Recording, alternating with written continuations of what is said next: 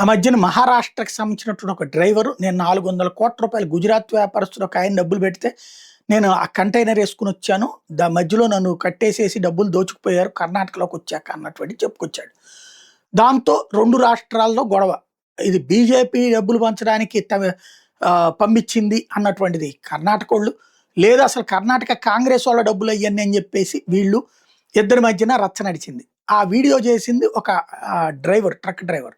ఆ డ్రైవర్ అట్లాగే ఉన్నాడు. అతను చెప్పిన తర్వాత అటు మహారాష్ట్ర పోలీసులు, ఇటు కర్ణాటక సిట్టు ఇద్దరు ఇన్వెస్టిగేట్ చేసి ఇద్దరు కూడా అతను చెప్తోందంత ఫేక్ అని తేల్చారు.